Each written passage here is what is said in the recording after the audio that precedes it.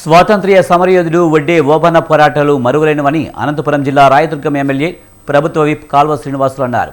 Rayadurgam TDP ఆఫీసులో జరిగిన ఓబన్న జయంతి వేడుకలలో కాల్వ పాల్గొన్నారు. బ్రిటిష్ పాలకులకు వ్యతిరేకంగా పోరాడిన యోధుడు ఓబన్న అన్నారు.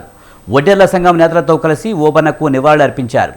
కేక్ కట్ చేసి సంబరాలు జరిపారు. ఉయ్యాలవాడ నరసింహారెడ్డి ముఖ్య అనుచరుడిగా సైన్యాధ్యక్షుడిగా పోరాడిన యోధుడు ఓబన్నాని ప్రశంసించారు.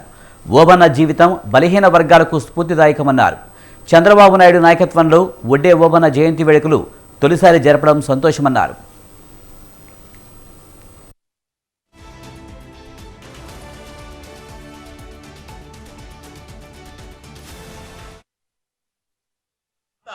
విముక్తి కోసం అసువులు బాసిన మహనీయుడు వడ్డే ఓబన్న గారు.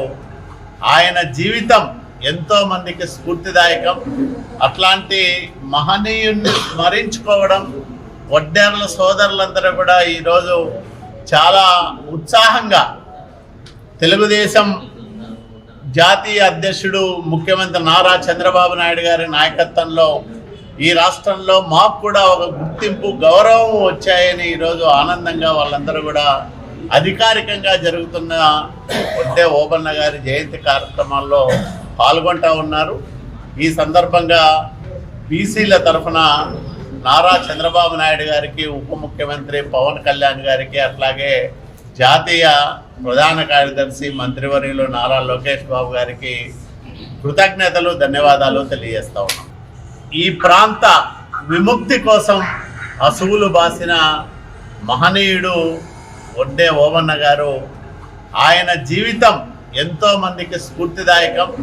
అట్లాంటి మహనీయుడిని స్మరించుకోవడం వడ్డేర్ల సోదరులందరూ కూడా ఈరోజు చాలా ఉత్సాహంగా తెలుగుదేశం జాతీయ అధ్యక్షుడు ముఖ్యమంత్రి నారా చంద్రబాబు నాయుడు గారి నాయకత్వంలో ఈ రాష్ట్రంలో మాకు కూడా ఒక గుర్తింపు గౌరవం వచ్చాయని ఈరోజు ఆనందంగా వాళ్ళందరూ కూడా అధికారికంగా జరుగుతున్న వడ్డే ఓబన్న గారి జయంతి కార్యక్రమాల్లో పాల్గొంటూ ఉన్నారు.